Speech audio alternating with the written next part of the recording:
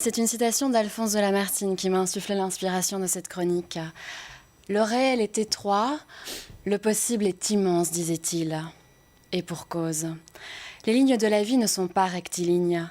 Elles forment des tourbillons de réflexion, d'intuition, d'émotion.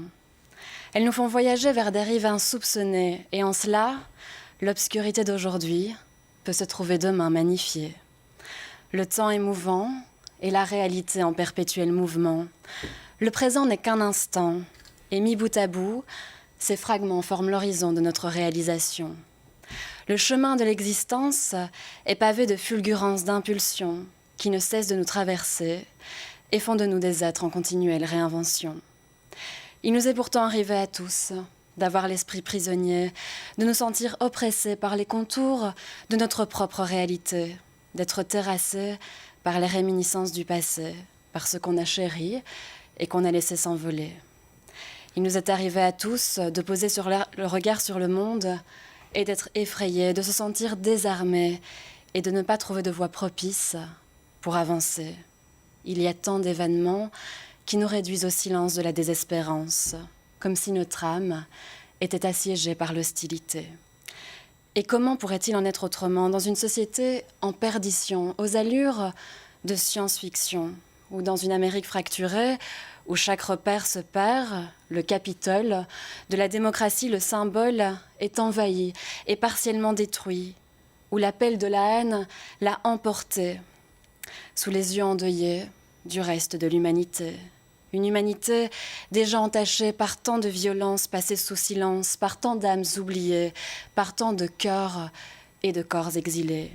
Une humanité déjà profondément meurtrie, lassée, désabusée, plongée dans un monde où chaque baiser est devenu un risque pour la santé, où les étreintes sont évitées, où l'on doit renoncer, par devoir et nécessité, à ce qui fait de la vie sa force, sa puissance, sa beauté.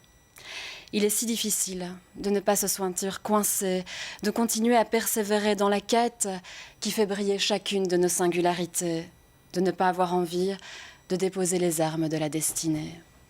Et pourtant, ne pas céder, c'est laisser ouverte la porte de la liberté. Ne pas céder, c'est laisser une chance au vent de l'émerveillement, de rafraîchir nos consciences et d'emporter avec lui nos tournants. L'histoire d'une vie, l'histoire du monde ne peut se résumer à l'ici et maintenant. Il y a une infinité de possibles qui plongent nos trajectoires dans une immensité indescriptible. Le possible, c'est un monde où l'on pourra débattre sans se blesser, se léser, sans irrémédiablement s'éteindre ou s'insurger. C'est enrichir le bien commun et se refuser à le dégrader. C'est remplir les cœurs vidés et les âmes précarisées pour faire échouer la haine, la violence, la cruauté. Le possible, c'est voir danser nos imaginaires sur la musique d'un art qui leur sera à nouveau offert. C'est un monde où la culture sera considérée comme nécessaire. Le possible, c'est un monde ouvert et en santé, duquel personne ne sera oublié.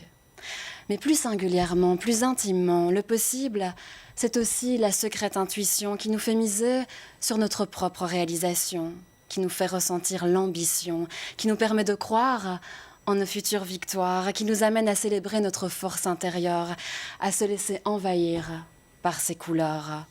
Rien n'est éternel, pas même le réel. Et si c'est parfois ce qui cause notre effroi, la magie de la vie réside toutefois dans la justesse de nos choix, dans la promesse de nouvelles voies.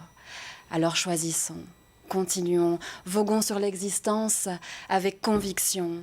La vie, c'est avancer, puis reculer, c'est courir, puis ralentir, c'est raturer 100 fois, c'est réécrire 1000 fois, c'est gagner, puis perdre, c'est réessayer et triompher. La vie ne peut être déterminée par l'instant T, et aucune de nos identités ne devrait s'y résumer, car si nous sommes sublimement inconstants, c'est justement pour aller subtilement de l'avant. L'aventure est dans notre nature, et de chacune de ces ratures est susceptible d'émerger une exquise beauté. Merci, Safia Westphal, une envolée lyrique pleine d'optimisme.